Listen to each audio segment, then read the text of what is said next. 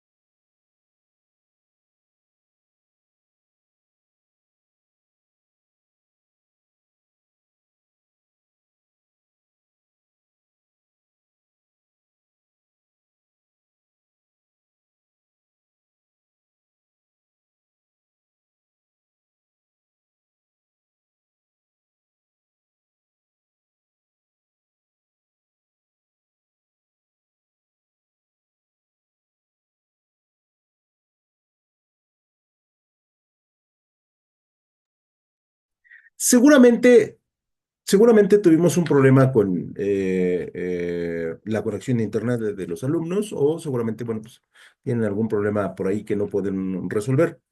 No obstante, bueno, nosotros tenemos que hacer la grabación del video para que se quede en plataforma y después lo puedan checar sin ningún problema. Así que, bueno, pues atendiendo a esa indicación que siempre se nos hace, nosotros vamos a hacer el video, aunque no tengamos, bueno, pues alumnos, ¿no? Esperando que en el transcurso de la charla, de estos 40 minutos, bueno, pues se puedan integrar a la plática y, bueno, pues ya poder comentar algunos aspectos de encuadre de la materia y de los elementos que normalmente tenemos que trabajar con los alumnos para poder evaluar la materia. Dejamos que cargue el contenido y en este momento me parece que ya está listo, ya está listo. Bueno, pues procedemos a iniciar nuestra presentación, nada más que siempre la máquina a veces nos hace estas situaciones. El día de hoy vamos a iniciar con nuestra materia de introducción a los negocios, una materia complementaria a las materias como economía, como administración e incluso como contabilidad, ya que, bueno, tratamos de dar el panorama general de la carrera, a la cual de alguna u otra manera, bueno, necesita un cúmulo de información que haga muy fuerte el conocimiento teórico. Por lo tanto, cuando hablamos de la introducción a los negocios, hablamos de conceptos que tal vez también vean en administración, tal vez vean en economía y que, bueno, tal vez también en contabilidad los lleguen a tocar en diferentes contextos, pero que tienen el mismo sentido y la misma importancia. Por lo tanto, esta materia de introducción a los negocios resulta ser complementaria y sobre todo, de alguna otra manera, le permite al alumno tener un panorama un poquito más extenso de lo que normalmente sería solamente la materia de administración. Así que, bueno, los invito a que la conozcan, les invito a que la identifiquen y sobre todo, pues que aprendan un poquito de los conceptos que se van a desarrollar. Por lo tanto, vamos a hablar de, primero que nada, nuestro primer subtema serían los conceptos básicos de la administración y dentro de los conceptos básicos nosotros vamos a hacer un recorrido de aproximadamente 4 definiciones, las cuales, pues, van a explicar o van a dar un panorama general de lo que es la administración, aunque debemos de mencionar que todavía sin entrar en muchos detalles ya que la definición va a ir cambiando, la definición se va a hacer un poquito más amplia y la definición, bueno, nos va a permitir eh, tener un panorama más general acerca de lo que es la administración.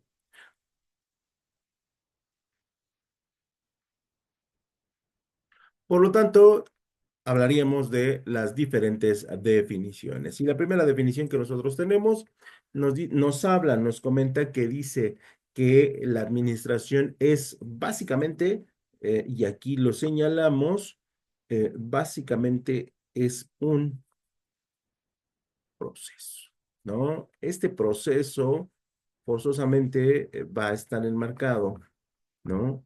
Va a ser un proceso. Y los procesos, de alguna otra manera, son formas en las cuales nosotros logramos ciertos resultados o ciertos elementos. Y dicho proceso va a estar determinado por cuatro variables fundamentales, que a partir de lo que las empresas hacen o desarrollan o el tamaño de las mismas, puede variar, ¿no? Pero básicamente nuestro proceso, si nosotros queremos tener una metodología administrativa, básicamente es planear, organizar, dirigir y controlar. ¿Vale? ¿Qué vamos a planear? ¿Qué vamos a dirigir? ¿Qué vamos a organizar y controlar? Bueno, pues básicamente una palabra también fundamental, que serán lo que nosotros conocemos como los recursos. Y los recursos, de alguna o de otra manera, nos permiten forzosamente tener la peculiaridad de que en ninguna empresa, en ningún negocio hay un recurso totalmente suficiente, ¿no? Aunque las empresas sean muy poderosas, aunque las empresas tengan muy buenos productos, aunque las empresas tengan un nivel de consumo bastante amplio, la realidad es que nunca va a ser suficiente en términos del consumo que nosotros desarrollamos. Por lo tanto, la administración va a tener limitantes al momento de ejercer la planeación, la organización, la dirección y el control porque esas limitantes las dan los recursos que tenemos disponibles. Eso no quiere decir que si tenemos pocos recursos, pues no vamos a producir, ¿no? Al contrario, vamos a buscar elementos de organización, de dirección y de control que nos permitan, pues, poder producir en tiempo y en forma los productos que nosotros consideramos que pueden ser efectivos para colocarse en el mercado, ¿no? Y esta sería nuestra primera definición, que es administrar, es planear, organizar, dirigir y controlar los recursos que tenemos disponibles. En nuestra segunda definición, hablaríamos que la administración es la tarea de conducir el esfuerzo y talento de los demás, ¿no? Y cuando hablamos de esta peculiaridad, hablamos de una palabra básica. La administración no utiliza una sola persona. La administración necesita el esfuerzo y talento de muchas personas. Por eso se considera la administración tan importante, porque es multidisciplinaria. ¿Qué quiere decir que sea multidisciplinaria? Bueno, que de alguna o de otra manera la administración tiene la posibilidad de conocimiento, técnica, herramienta, procedimiento que le sirva de otras ciencias, lo va a tomar y lo va a incorporar a su manera de fabricar o a su manera de producir. Por lo tanto, por eso se refiere al talento.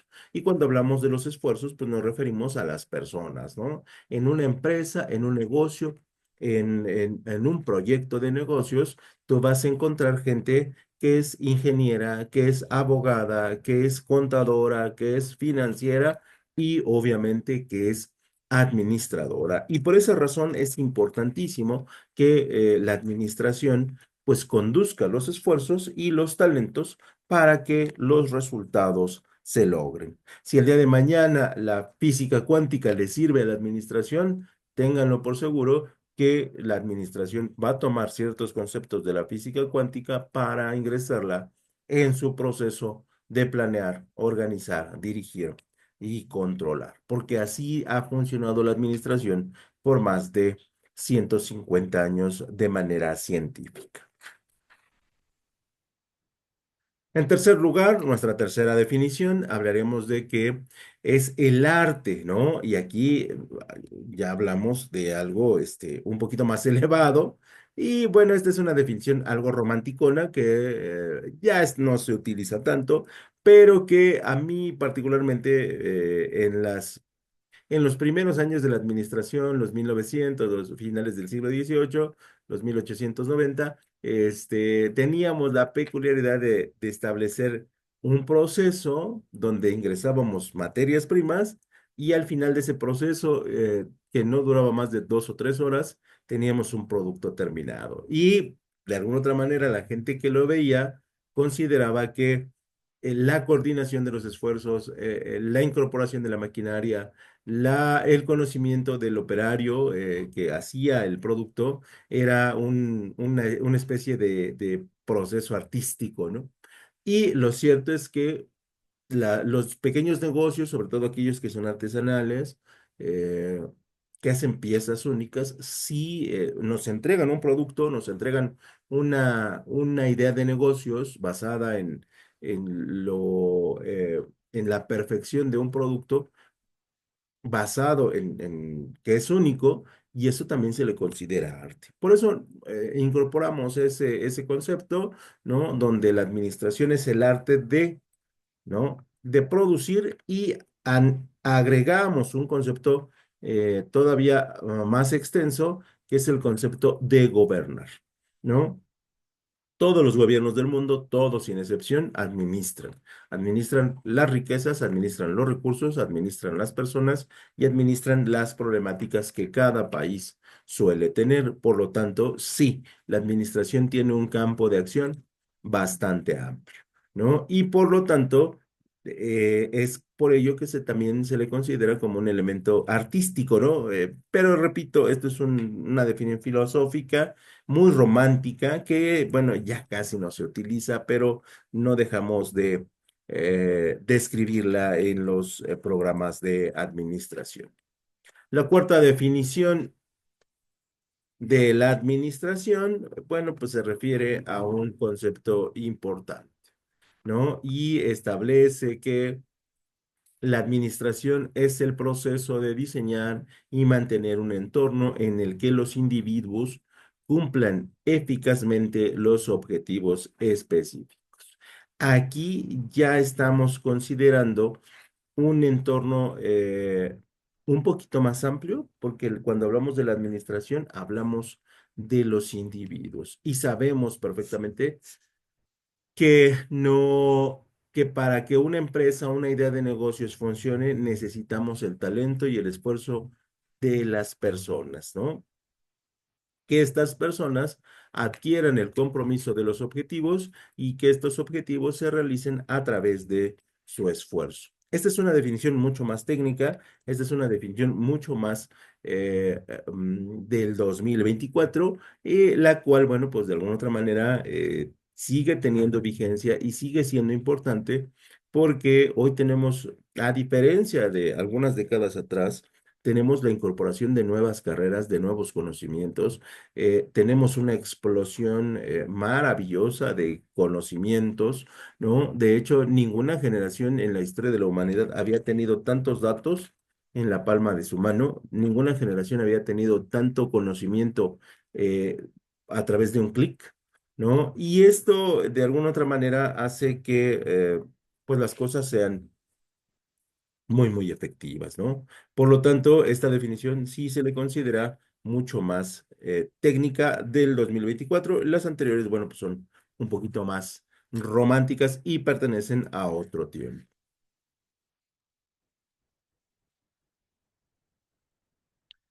Si no me equivoco, en nuestra quinta definición, nosotros tenemos que la administración se puede aplicar en los ámbitos de las empresas y en el ámbito público. Cuando decimos en el ámbito de la empresa, nos referimos a la empresa privada, ¿no? Y también cuando nos referimos a la empresa, nos referimos al carácter público.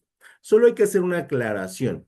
Cuando los gobiernos deciden crear empresas, la realidad es que estas empresas técnicamente no tienen que dar utilidad, esto es, no deben generar en términos generales ganancias, pero lo que sí le deben, o sea, lo que sí deben aportar es que sean autosuficientes. ¿Qué quiere decir esto? Bueno, en México tenemos varias empresas públicas. Una de ellas, si viven en la CDMX, será el Metro de la Ciudad de México, que es una empresa que te cobra por el uso de las instalaciones y el uso del transporte. El Cablebús, que es una empresa pública que funciona con una mezcla de recursos.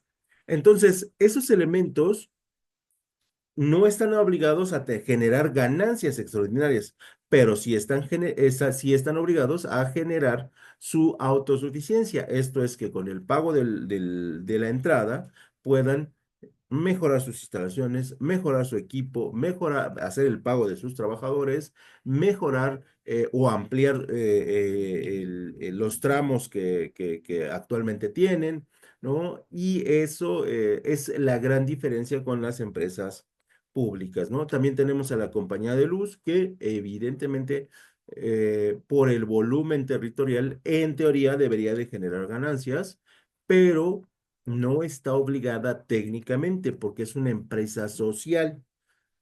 Y por lo tanto, las reglas son un poco diferentes a cuando tenemos una empresa pública.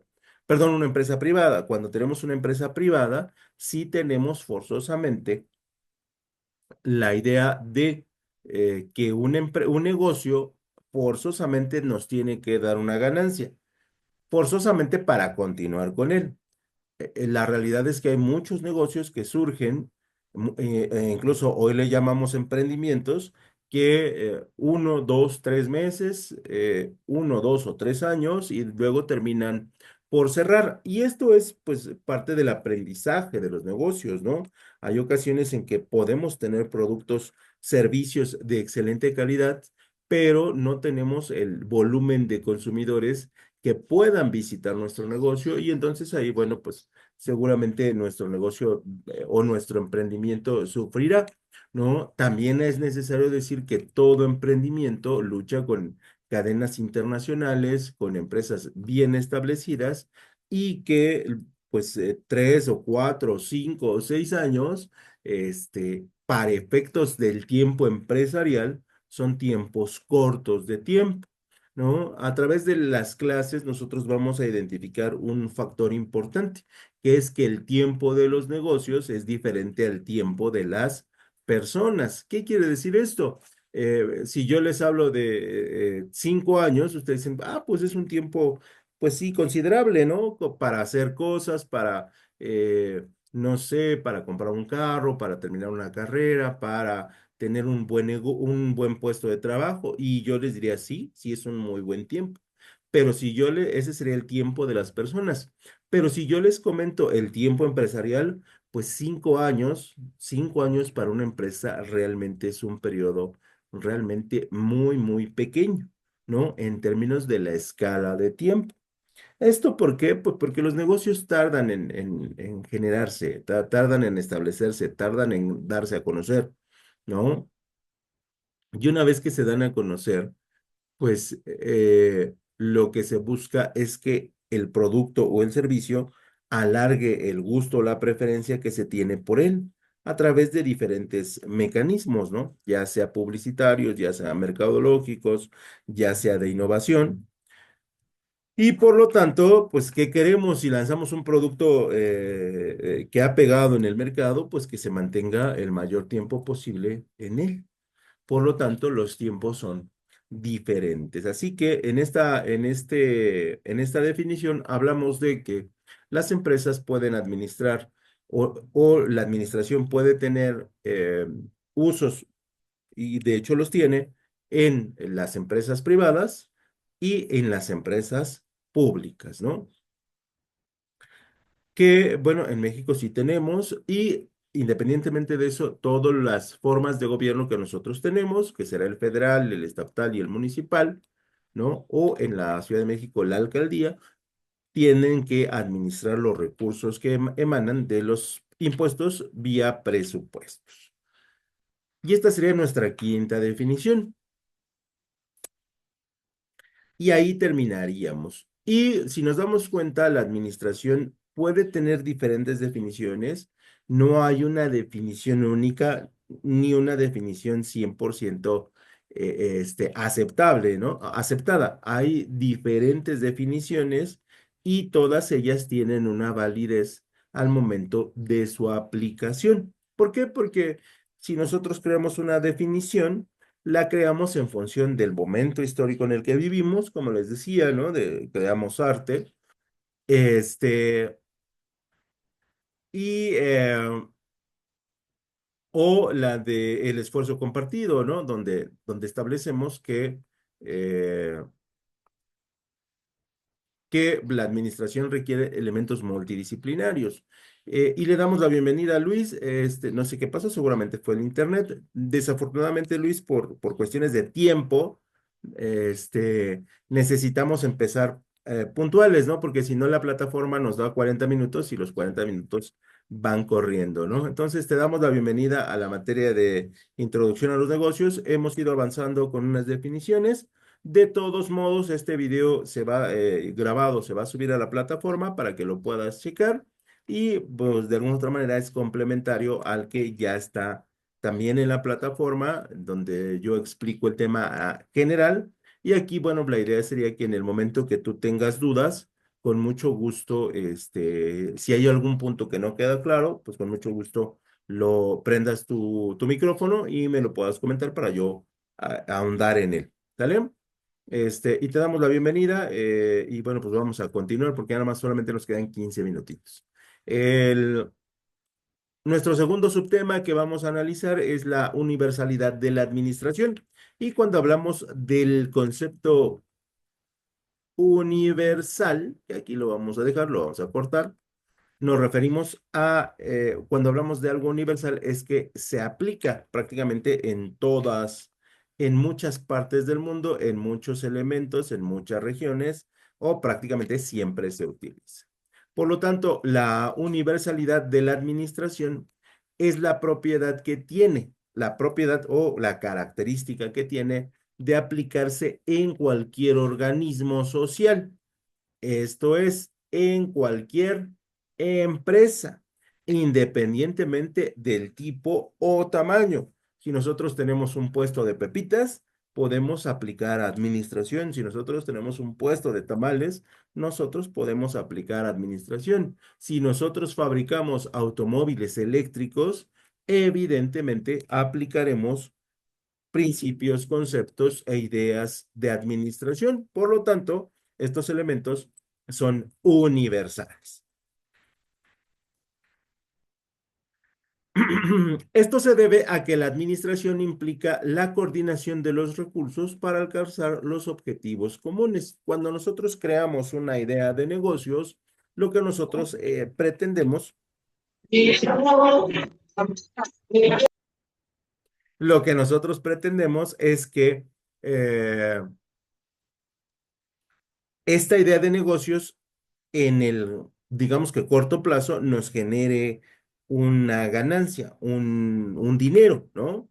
Y por lo tanto, para crear una idea de negocios, nosotros necesitamos invertir recursos, recursos de dinero, recursos de materiales, recursos de instalaciones, e incluso si es un negocio pequeño, pues nuestro esfuerzo de trabajo. Por lo tanto, cuando hablamos de la universalidad de la administración, pues nos referimos a que en la administración forzosamente necesitamos coordinar. ¿Coordinar qué? Pues los recursos que hemos aplicado en la idea de negocios, ¿no? Y en el momento en que coordinamos, inmediatamente aplicamos. Puede ser que de manera empírica, puede ser que sea de manera técnica, conceptos administrativos. Y por eso la administración se considera un elemento universal que todas las empresas, todos los negocios o todas las propuestas de negocios utilizan. ¿Dónde podemos observar la universalidad de la administración? Bueno, evidentemente lo podemos observar en las empresas. Todas las empresas administran, bueno, no importa el tamaño, no importa la actividad, no importa la función. E incluso las empresas que diríamos que no son físicas, ¿no? Por ejemplo, hoy tenemos bancos virtuales, que no tienen oficinas, también administran. Por lo tanto, todas ellas utilizan la administración. Ojo, habrá empresas que administran mejor que otras, pero en todas ellas se intenta utilizar conceptos, técnicas y procedimientos administrativos. En los gobiernos municipales, federales, estatales y federales se administra, aunque pareciera que, bueno, mucho del dinero que tienen se va en otro tipo de elementos que no sean el bienestar de la población. En tercer lugar, tendríamos las organizaciones religiosas como ejemplo y diríamos que bienvenida Isabel, este, te damos la bienvenida a la materia de introducción a los negocios y y sí, Isabel, bienvenida. Sí, Y decíamos, las organizaciones religiosas también administran, ¿no?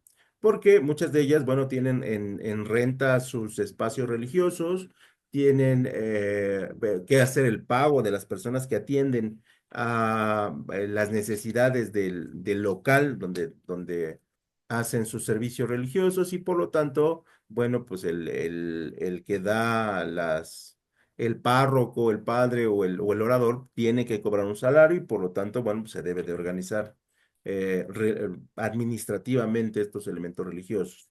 En cuarto lugar, tendríamos eh, como elemento primordial, tendríamos lo que son las Fuerzas Armadas, el ejército, que aunque depende del gobierno, muchos de los elementos tácticos, muchos de los elementos de logística, de movimiento de tropas, sobre todo en México, que tenemos una problemática con la delincuencia, tiene que ver con la administración de recursos. Y otro el ejemplo que podríamos hablar donde podemos utilizar la administración 100% serían los eventos deportivos o artísticos, ¿no? Estos eventos deportivos o artísticos tendrían la posibilidad de también administrarse para determinar a qué artista invitamos, cuánto sería el cobro que estos tienen y cómo se reparten las ganancias entre la gente que los invita a tocar o a hacer una presentación y las, los artistas, ¿no? También los hospitales tienen esa peculiaridad de, bueno, administrarse, ¿no? Por supuesto. Entonces aquí tenemos algunos elementos sobre de los cuales nosotros sabemos que la administración se presenta. Eh, y por lo tanto diríamos, en términos generales, para cerrar este punto, que la administración se utiliza prácticamente en todos los negocios, en unos muy bien de manera técnica, en otros más o menos de manera empírica y habrá otros en los que pues no nos sale o todavía no le entendemos, ¿no? Y dejaríamos ese tema y pasaríamos a lo que es el origen de la administración. Y cuando hablamos del origen de la administración, nos referimos a que prácticamente cuando nació la humanidad civilizada, nació la administración y para efectos de contexto histórico, nosotros dividimos a la administración empírica y la científica. La administración empírica empieza con la evolución de los seres humanos en sociedad, pero se destaca un punto importante que se conoce como la división del trabajo, ¿no? Y cuando hay división del trabajo, nosotros entendemos perfectamente que se está administrando los recursos disponibles que se tienen. Por lo tanto, ahí encontramos una división del trabajo para los que cazan, para los que pescan, para los que se conectan con una divinidad, ¿no? Y pueden establecer un vínculo social. Estos elementos son fundamentales para el avance de la sociedad, ¿no? Otro elemento donde vemos la administración empírica ya en su totalidad es en la selección de personas para la caza, para la agricultura, para la seguridad, ¿no? E incluso la selección de aquellas personas que representarían al grupo social por pequeño que fuera. Ahí también ya estamos viendo conceptos administrativos muy sólidos, muy bien representativos y sobre todo que estos elementos y hablan de planear, organizar, dirigir y controlar. Por lo tanto, en esos elementos ya consideramos un tipo de administración, si bien rudimentaria, pero ya existentes.